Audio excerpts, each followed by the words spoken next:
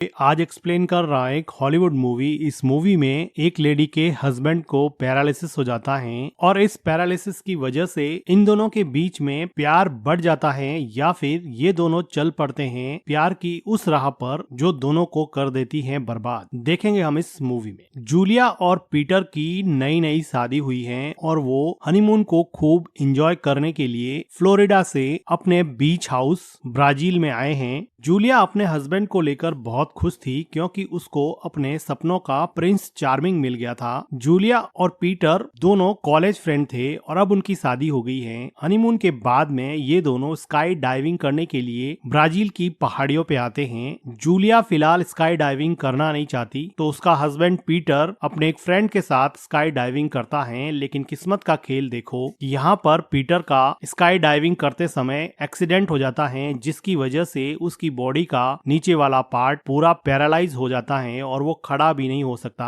अब उनकी जिंदगी में अचानक से आए इस मोड़ की वजह से जैसे उनकी जिंदगी पूरी तरह से उथल पुथल हो गई हो। पीटर को ब्राजील के इसी बीच हाउस पे लाया जाता है जहां पर उसकी वाइफ और उसकी मॉम उसकी केयर करेगी। उसकी मॉम को अपने बेटे को इस हालत में देख के बहुत दुख होता है। पीटर की मॉम ने पीटर के डॉक्टर के रिकमेंडेशन के बेस पर एक फिजियोथेरेपिस्ट हायर की है जो यहाँ पर रेगुलरली विजिट करती रहेगी और पीटर को फिजियोथेरेपी देगी और साथ साथ उसकी रोजमर्रा के कामकाज में हेल्प भी करेगी। इसी बीच हाउस में इस घर की देखभाल करने वाला और गार्डन की टेक केयर करने वाला एक गार्डनर भी है और ये गार्डनर पीटर की खास देखभाल करता है। पीटर को एक जगह से दूसरे जगह ले जाने में उसकी हेल्प करता है और गार्डनर को यहाँ पर एज अ फैमिली मेंबर ही समझा जाता है। पीटर की वाइफ जूलिया को इस बात का बहुत दुख है कि उसके हस्बैंड का एक्सीडेंट हो गया। पीटर भी यही कहता है कि हमने क्या क्या सोचा था। हमने सोचा था कि शादी के कुछ साल तक हम ब्राजील के इस बीच हाउस में ही रहेंगे और खूब एंजॉय करेंगे, लेकिन हमारे साथ जिंदगी ने क्या खेल खेला है कि अब हम मेरी फिजिकल डिसेबिलिटी को लेकर दिन रात परेशान रहते हैं। इस बात को लेकर पीटर और जूलिया बहुत ही परेशान रहते हैं कि पीटर पता नहीं कब ठीक होगा और कब अपने पैरों पे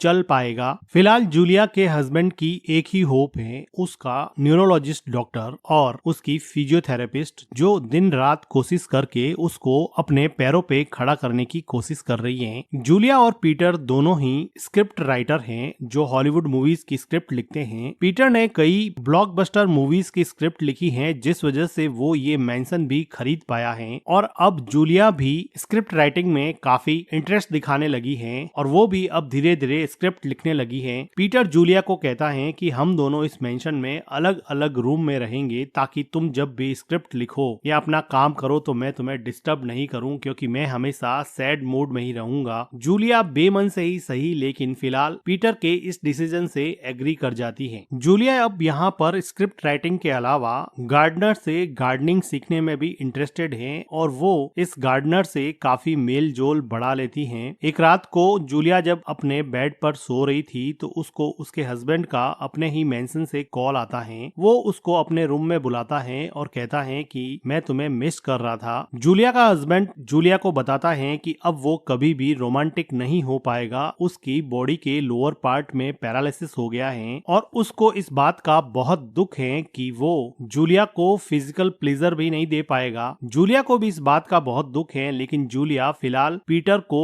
अपने साथ रोमांटिकली इन्वॉल्व करने की कोशिश करती है, लेकिन पीटर उसको कहता है कि बस करो, ये सब मत करो, तुम्हें पता है ना कि मेरी बॉडी के लोअर पार्ट में पैरालिसिस हो गया है, तुम ऐसा क्यों कर रही हो, तुम मुझे जलील क्यों कर रही हो। इस बात से जूलिया को रियलाइज हुआ कि ऐसा करने से पीटर को और ज्यादा शर्मिंदा होना पड़ता है, तो वो दुखी होकर मेंशन के एक कोने में जाकर पियानो बजाने लग जाती है, जैसे पियानो की हर धुन उसके दिल का दर्द बयां कर रही हो और इसी दर्द को शायद कोई समझ रहा था जो उसको पीछे से देख रहा था। ये गार्डनर जो जूलिया को पीछे से देख रहा था अंदर ही अंदर जूलिया के दर्द को समझने लगा। नेक्स्ट डे ब्रेकफास्ट टेबल पर जूलिया और पीटर एक दूसरे से बातें करते हैं तो पीटर जूलिया को कहता है कि अब देखो मेरे बॉडी के लोअर पार्ट में पैरालिसिस हो गया है तो मैं कभी भी बच्चा पैदा नहीं कर पाऊंगा। तो जूलिया पूछती है कि तुम क्या चाहते हो, तो पीटर कहता है कि मैं चाहता हूँ कि तुम किसी और आदमी के साथ रोमांटिक होकर कम से कम हमारे लिए एक संतान पैदा कर दो ताकि हम एक फैमिली की तरह तो रह सके। सके, लेकिन जूलिया को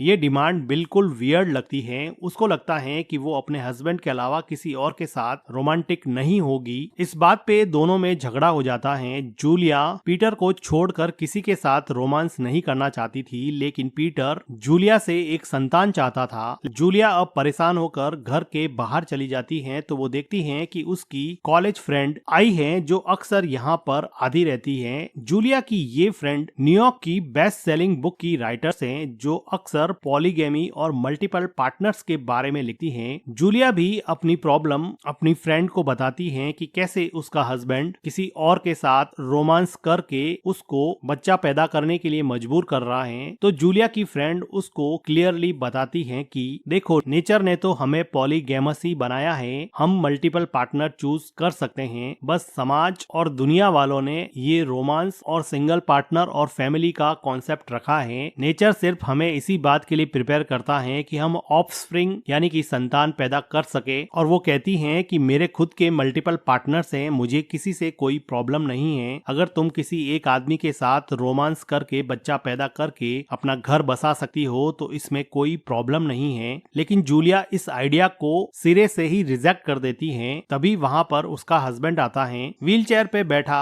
जूलिया का हस्बैंड जूलिया की फ्रेंड से मिलता है तो बातों ही बातों में ये दोनों लेडीज मिलके जूलिया के हस्बैंड का गलती से मजाक उड़ा देते हैं, जिसकी वजह से अब जूलिया का हस्बैंड काफी परेशान हो जाता है और जूलिया को कन्फ्रंट करके कहता है कि तुमने अपनी फ्रेंड के सामने मेरा मजाक क्यों उड़ाया। तो वो कहती है कि ये सारी दुनिया को पता है कि तुम्हारी बॉडी में पैरालाइज हुआ है, इसमें मजाक उड़ाने वाली क्या बात है। लेकिन जूलिया के हस्बैंड को ये सब इंसल्टिंग लगता है और वो अब जूलिया को थप्पड़ मार देता है। तो जूलिया रोने लगती है और वो कहती है कि आज तक तुमने कभी मेरे ऊपर हाथ नहीं उठाया है, और वो दुखी होकर उस रूम से बाहर चली जाती है। जूलिया अपनी फ्रेंड के कमरे में जाकर उससे अपने दिल का हाल बताती है। जूलिया की फ्रेंड को जूलिया से बहुत हमदर्दी है और ये दोनों लड़कियां कॉलेज में रोमांटिक पार्टनर हुआ करती थी। एक की तन्हाई और दूसरे का दुख ने मिलकर जैसे यहाँ पर आग में घी का काम किया और इन दोनों का रोमांस वापस से रीइग्नाइट हो जाता है और ये दोनों लेडीज मिलके यहाँ पे कुछ रोमांटिक मोमेंट शेयर करती हैं। सुबह उठने के बाद में जूलिया की फ्रेंड जूलिया को गार्डन में ले जाती है और उसका मूड लाइटन अप करती है और वो गार्डनर को दिखाकर कहती है कि मैंने तुम्हारे मेंशन के इसी गार्डनर से अपना एक कैरेक्टर डिजाइन किया है जो मेरी बुक में बहुत फेमस हुआ था। कहती है कि देखो, वो गार्डनर है लेकिन कितना हैंडसम और गुड बिल्डअप वाला है, कोई भी लड़की उसके साथ रोमांटिक होने को तैयार रहेगी। जूलिया को पता था कि उसकी फ्रेंड किस तरफ इशारा कर रही है। वो चाहती थी कि वो जूलिया गार्डनर के साथ रोमांटिक होके पीटर को एक बच्चा दे दे, लेकिन जूलिया फिर से इस आइडिया को सिरे से ही नकार देती है। अब जूलिया की फ्रेंड को न्यूयॉर्क जाना था क्योंकि उसकी बुक रिलीज होने वाली थी। जूलिया की फ्रेंड के जाने के बाद में जूलिया फिर से अकेली पड़ जाती है तो जूलिया फोन करके अपनी बहन को बुला देती है। जूलिया की सिस्टर जूलिया को समझाती है कि अगर तुम्हारा हस्बैंड तुम्हें मारता है तो तुम्हें उसके साथ रहने की कोई जरूरत नहीं है। लेकिन जूलिया दुखी मन से ही सही, लेकिन वो कहती है कि मैं अपनी मैरिज को ऐसे नहीं तोड़ूंगी, किसी सिंगल इवेंट की वजह से मैं अपनी शादी को नहीं तोड़ूंगी। वो पीटर को भी समझाती है लेकिन पीटर भी यहाँ पर कुछ समझता नहीं है। जूलिया की सिस्टर के समझाने के बाद में फिजियोथेरेपिस्ट भी जूलिया को समझाती है कि देखो, अगर तुम किसी और के साथ रोमांटिक होके एक बच्चा इस घर को दे सकती हो तो मुझे नहीं लगता कि कोई प्रॉब्लम होगी। और पीटर भी बार बार इसी बात पे जोर दे रहा है, लेकिन जूलिया को ये आइडिया ही बहुत अजीब सा लगता है। वो इसके साथ अलाइन नहीं कर पा रही है। वो परेशान होकर अब इसी मेंशन में बने गार्डनर के क्वार्टर में जाती है तो वो देखती है कि गार्डनर एक फीमेल डॉगी को, जिसके नए नए बच्चे हुए थे, उनके बच्चों को उसकी माँ का दूध पिलाने में हेल्प कर रहा है, जिसको देख के जूलिया का मन थोड़ा लाइट हो जाता है और वो बात करते करते गार्डनर से लिपट के रोने लगती है जैसे उसको कोई सहारा मिल गया हो। Gardener as a friend Julia को अपने क्वार्टर में ले जाता है। क्वार्टर में जूलिया देखती है कि वहाँ पर बहुत सारे कोट्स लिखे हुए हैं जो गार्डनर ने खुद लिखे थे, जिसको पढ़कर जूलिया काफी इम्प्रेस हो जाती है कि एक नॉर्मल सा गार्डनिंग करने वाला इंसान इतने गहरे कोट्स कैसे लिख सकता है। वो गार्डनर को इसके बारे में पूछती है तो गार्डनर बताता है कि उसको शुरू से ही बुक्स पढ़ने का शौक रहा है और वो अपने खुद के बनाए हुए कोट्स नोट्स लिख के यहाँ चिपकाता रहता है। यही नहीं, वो सिंगिंग भी करता है, वो गिटार भी बजाता है। तो अब जूलिया गार्डनर को गिटार बजाने के लिए कहती है, तो गार्डनर गिटार बजा के एक सॉन्ग सुना के जूलिया को चीयर अप कर देता है। जूलिया को अब सच में ही इस गार्डनर में अपना रोमांटिक पार्टनर दिखाई देने लगा। वो उसी रात को अपने हस्बैंड से बात करती है कि अगर तुम चाहते हो कि मैं किसी और के साथ रोमांटिक होके तुम्हें एक बच्चा दूं तो शायद मैं ये करने की कोशिश करूंगी। इस बात से उसका हस्बैंड काफी खुश हो जाता है कि फाइनली जूलिया इस बात पे एग्री हो गई है। अगले दिन जूलिया फिर से गार्डनर के क्वार्टर में जाती है, लेकिन प्यार की चिंगारी गार्डनर के दिल में भी चल चुकी थी और ये दोनों मिलकर यहाँ पर इंटीमेट होते हैं। और जूलिया का वो सपना जिसमें वो बच्चा पैदा करके पीटर को देगी शायद सच होने वाला था। रोमांटिक होने के बाद में जूलिया गार्डनर को कहती है कि जो हुआ उसको भूल जाना, आज के बाद हम ऐसा कभी भी नहीं करेंगे और मैं तुमसे रिक्वेस्ट करती हूँ कि तुम भी इसके बारे में किसी और से बात मत करना। आज के बाद में हम कभी भी किसी भी तरह के रोमांटिक रिलेशन में इन्वॉल्व नहीं होंगे। ये बात सुनकर गार्डनर को बड़ा अजीब लगता है। अगली सुबह को गार्डनर और जूलिया दोनों को मेंशन में अजीब सी निगाहों से देखते हैं। जूलिया वॉकिंग के लिए बाहर चली जाती है तो वो देखती है कि उसके पीछे गार्डनर भी आया है। सिर्फ कहने से कुछ नहीं हो जाता। प्यार की जो चिंगारी इन दोनों के बीच में जल चुकी थी, अब वो आग बन के भड़क चुकी है और ये दोनों फिर से यहाँ पर पैशनेटली इंटीमेट होते हैं। जूलिया इंटीमेट होके वापस से जब मेंशन में आती है तो यहाँ पर रुकी फिजियोथेरेपिस्ट को उसकी बॉडी से मिली घास से जैसे उस पर शक हो जाता है। उसी रात को जब वो पीटर के साथ चेस खेल रही थी तो वो विंडो से देखती है कि जूलिया गार्डनर के क्वार्टर में जा रही है। इससे फिजियोथेरेपिस्ट को ये कंफर्म हो जाता है कि जूलिया और गार्डनर का अफेयर चल रहा है, लेकिन फिलहाल वो जूलिया के हस्बैंड पीटर को इसके बारे में कुछ नहीं बताती हैं। जूलिया अपनी बहन को कहती है कि मैं गार्डनर के साथ रोमांटिक तो हो गई, मैं तो सिर्फ बच्चा पैदा करने के लिए रोमांटिक हुई थी, लेकिन मैं अब अपने आप को रोक भी नहीं पा रही हूँ। मुझे समझ में नहीं आ रहा कि मुझे इतने कम टाइम में उससे प्यार कैसे हो गया। उसकी बहन उसको समझाती है कि देखो तुम उसको भूल जाओ, नहीं तो तुम्हारी पूरी फैमिली बर्बाद हो जाएगी। लेकिन जितना मुश्किल जूलिया के लिए गार्डनर को भूलना था, उतना ही मुश्किल गार्डनर के लिए जूलिया को भूलना भी था, क्योंकि गार्डनर ने अपनी डिवोर्स्ड वाइफ की साथ में फोटो को अब जला दिया था, जिससे क्लियरली ये लग रहा था कि वो अब शायद जूलिया से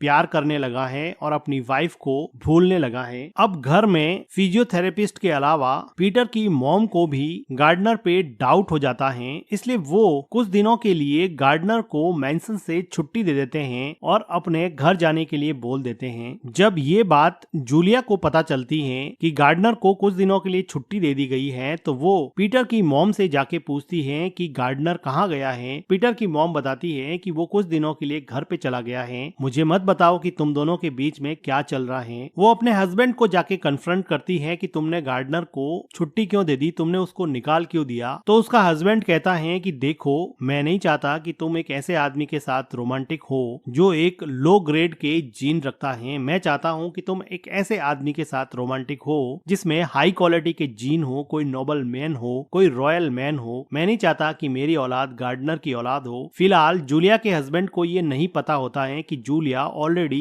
गार्डनर के साथ फिजिकल हो चुकी है, लेकिन जूलिया को ये सुन के बड़ा शौक लगता है कि उसका हस्बैंड ये चाहता है कि वो किसी और आदमी के साथ रोमांटिक तो हो सकती है, लेकिन वो आदमी एक रॉयल मैन होना चाहिए, एक अच्छे जीन वाला होना चाहिए। लेकिन जूलिया को ऐसा लगता है बिना प्यार किए वो किसी से भी फिजिकल नहीं हो सकती है। वो गार्डनर के क्वार्टर में जाके बैठ जाती हैं। आधी रात को चुपके से गार्डनर वहाँ पे आता है और ये दोनों मिलके फिर से एक बार रोमांटिक होते हैं। जूलिया गार्डनर को कहती है कि क्या तुम मुझसे शादी करोगे, मैं तुमसे शादी करना चाहती हूँ। तो गार्डनर कहता है कि देखो हमारी क्लास अलग है, तुम एक रॉयल फैमिली से बिलोंग करती हो, मैं तो एक सिंपल सा गार्डनर हूँ। हम दोनों की शादी को ज्यादातर लोग एक्सेप्ट नहीं करेंगे। मेरे फादर ने यहाँ पर जिंदगी भर गार्डनिंग की है, मैं तुम्हारी फैमिली को अब धोखा नहीं देना चाहता। इस बात से जूलिया काफी दुखी हो जाती है कि गार्डनर में इतना भी करेज नहीं है कि वो किसी लड़की को ओपनली एक्सेप्ट कर सके, लेकिन जूलिया अभी इसमें कुछ भी कर नहीं सकती। इधर पीटर की बॉडी में ट्रीटमेंट और फिजियोथेरेपी की वजह से धीरे धीरे इम्प्रूवमेंट होने लगा था और इस इम्प्रूवमेंट के प्रोसेस में वो फिजियोथेरेपिस्ट से काफी क्लोज हो गया और अब उसकी बॉडी का लोअर पार्ट धीरे धीरे जैसे ठीक हो रहा था। फिजियोथेरेपिस्ट की दिन रात केयर की वजह से और न्यूरोलॉजिस्ट के ट्रीटमेंट की वजह से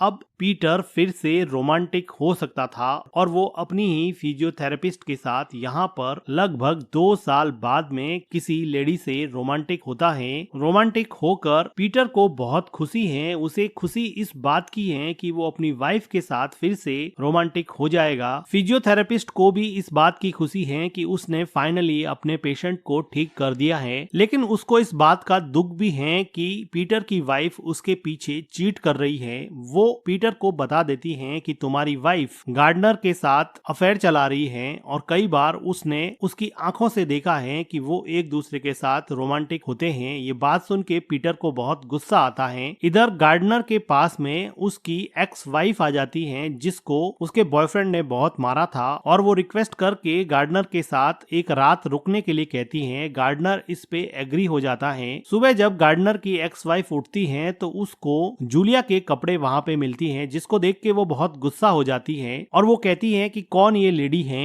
जिसके साथ तुम रोमांटिकली इन्वॉल्व हो। लेकिन पीटर कहता है कि तुम्हें इससे मतलब क्या है, तुम मेरी वाइफ नहीं हो, तुम सिर्फ यहाँ पे एक दिन रहने आई थी। पीटर को अब रियलाइज होता है कि उसकी एक्स वाइफ नेचर से इतनी खराब थी, इस वजह से उसने उसको छोड़ दिया। वो उसके कपड़े ही बाहर फेंक देता है और उसको रियलाइज होता है कि जूलिया उसके लिए बेस्ट है। अगर उसने जिंदगी में अभी साहस नहीं किया, अभी करेज नहीं किया, तो वो कभी भी जिंदगी में अपने सही पार्टनर को चूज नहीं कर पाएगा। वो हिम्मत करके पीटर की मॉम को जाके कह देता है कि मुझे यहाँ पे काम नहीं करना है, मुझे अपने फादर की गार्डनिंग लेगेसी को यहाँ कंटिन्यू नहीं करना है, अब मैं यहाँ से छोड़ के जा रहा हूँ। और पीटर यहाँ से छोड़ के चला जाता है। जूलिया जो कुछ दिनों के लिए अपनी सिस्टर के यहाँ पे गई थी, सलाह मशवरा करके आने के बाद में वो भी पीटर को यही कहती है कि मैं गार्डनर के साथ रोमांटिक हुई थी और मैं उसका बच्चा अभी कैरी कर रही हूँ, मैं मदर बनना चाहती हूँ, मैं उसके बच्चे की माँ बनना चाहती हूँ। तो पीटर कहता है कि मैंने तुम्हें किसी एरे गहरे के साथ रोमांटिक होने के लिए नहीं कहा था, मैंने किसी रॉयल मैन या नोबल मैन के साथ रोमांटिक होने के लिए कहा था। लेकिन जूलिया कहती है कि जब हम प्यार करते हैं तो हम चॉइस नहीं रख सकते, हम ये चूज नहीं कर सकते कि प्यार किस डायरेक्शन में जाएगा। मुझे अब गार्डनर से प्यार हो गया है और मैं उससे शादी करूंगी। वो